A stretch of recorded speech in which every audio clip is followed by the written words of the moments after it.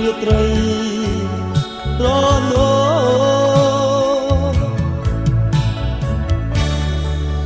មានរស្មី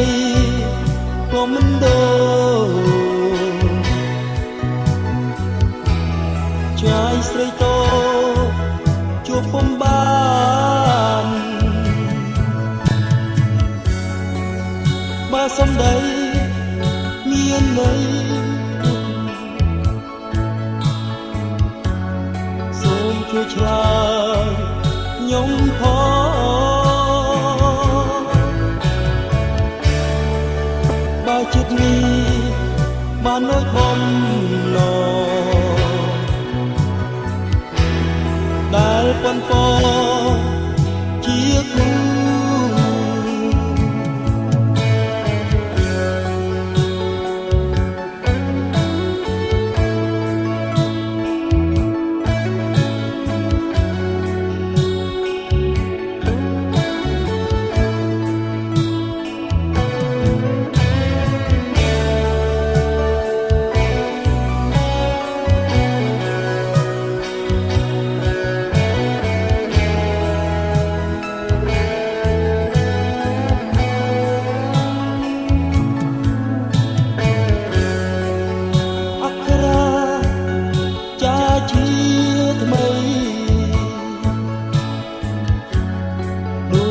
ត្រី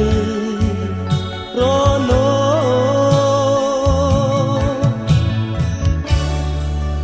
មានរស្មីក៏មិនដូរកាលស្រីតោជួបនឹងបងអោចំណោវាយោថ្មីបងនៅជ្រាប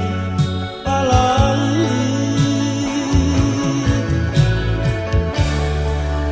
អក្ខរា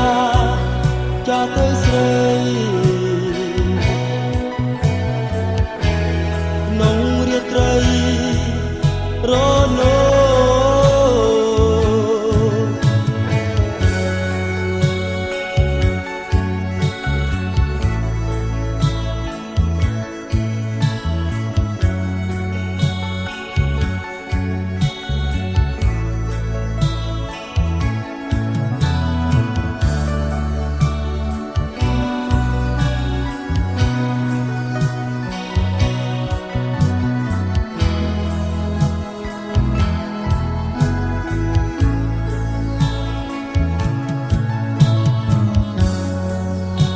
សំដីមានន័យពុះសូមជួយឆ្លើយខ្ញុំផងតើចិត្តនេះបានដូចបំណងដែលប៉ុនប៉ជាគូ